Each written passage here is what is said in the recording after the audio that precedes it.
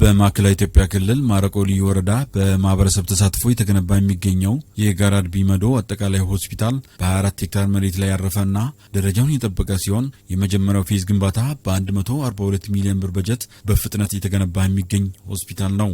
የማዕከላዊ ኢትዮጵያ ክልል ጤና ቢሮ ኃላፊ አቶ ሳሙኤል ዳርጌ የሆስፒታሉ ጉብኝት ወቅት ተገኝተው እንደተናገሩት ህዝብን ባሳተፈ መልኩ የተከናወኑ ያሉ የጤና ልማት ስራዎች ማህበረሰቡ በአቅራቢያው የጤና አገልግሎት ተጠቃሚ እንዲሆን አስችለዋል።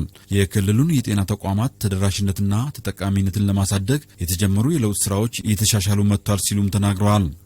ከፍታዊ ተጠቃሚነት አንጻር አንደኛው ከአገልግሎት አሰጣጥ ነው። እሱ በተገቢ ቴክኒካሊ እየሄደን ያለንበት ሂደት አለ። ያው እሱን በየጊዜው እያዳበሩ መሄድ ነው። ሁለተኛ ፍትሃዊም ተደራሽነትን ታሳቢ ያደረገ ስንሰራ ደግሞ የጤና ተቋማት ተደራሽ ናቸው።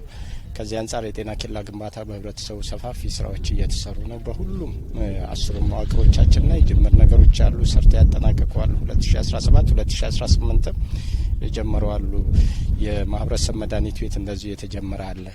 ሸገር እያለ አሁን ፕራይመሪ ሆስፒታል ደረጃ ላይ ጤና ጣቢያ የገነቡ ብዙ አሉ።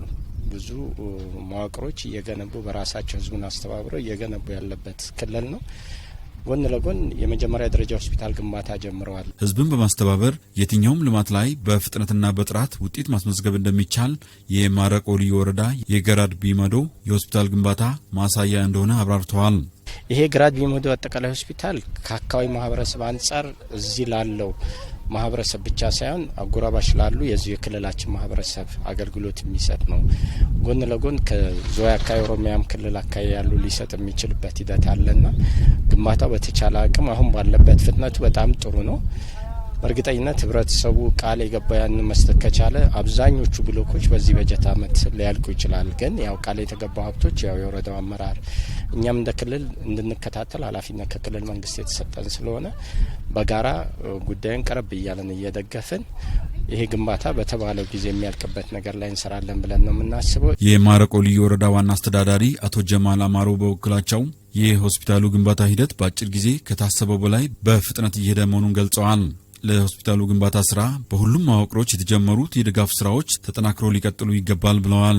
በነሐሴ 29 ያደረግነው ፕሮግራም የሚገርምና የክልሉን አጠቃላይ መዋቅሮችን አንድ ያደረገ አንድነትን ያመጣ አንዱ ለአንዱ መሆን እንዳለበት በመደመር እሳቤ የመንግስታችን የፓርቲያችንን እሳቤን ጨምር የዚህ የመደመር መንግስት እሳቤንም ጨምር እውን ያደረገ ከኦሮሚያም ከአዳሚ ቱሉ ጂዱ ኮምቦልቻ ከሚቂ ከተማ አስተዳደር ከዱግዳ ወረዳ እና ከባቱ የመጡ እንግዶችም ቃል ገብተዋል። ቃል የገቡ መዋቅሮች ሁላቸውም በዚህ ሆስፒታል ቃል የገቡትን ገንዘብ እንዲያስገቡ ጥሪን በዚሁ አጋጣሚ ለማስተላለፍ ፈልጋለሁ። ከዚህ ቀደም የወረዳው ማህበረሰብ የተሟላ ሕክምና ፍለጋ ብዙ ርቀት እንደሚጓዝና በዚህም ለተለያዩ ችግሮች እንደሚጋለጥ የተናገሩት የማረቆ ልዩ ወረዳ ጤና ጥበቃ ጽሕፈት ቤት ኃላፊ አቶ መሰለ ከድር ሲሆኑ የወረዳው ሕዝብ በራስ ፍላጎት ከመንግስት ጋር በመቀናጀት የራሱን አሻራ ማሳረፍ ችሏል ሲሉ ተናግረዋል። ህብረተሰቡ ከዚህ ችግር ለመውጣት ብዙ ነገር ካለው መቀነቱን ፈቶ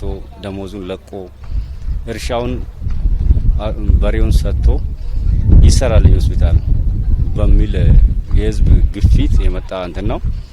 ህዝቡን ተራ በተራ የሚያስተንፍስ ወራቤ ባቱ ጥቁር አንበሳ ከሚንከራተት እዚህ ጊዜያዊ ድንገተኛ ቢያንስ ፕራይመሪ ሆስፒታል የሚሰጠን አገልግሎት እየሰጠን ጄኔራል ሆስፒታል ነው እያደገ እንዲሄድ የምናደርግበት እንትን። የማረቆ ልዩ ወረዳ የቆሼ ከተማ ነዋሪዎች በሰጡት አስተያየት በልዩ ወረዳው የተሟላ ጤና አገልግሎት ተጠቃሚ የመሆን ፍላጎት ምላሽ በማግኘቱ ደስተኛ እንደሆኑና ድጋፋቸውንም በተጠናከረ ሁኔታ እንቀጥላለን ሲሉ ተናግረዋል።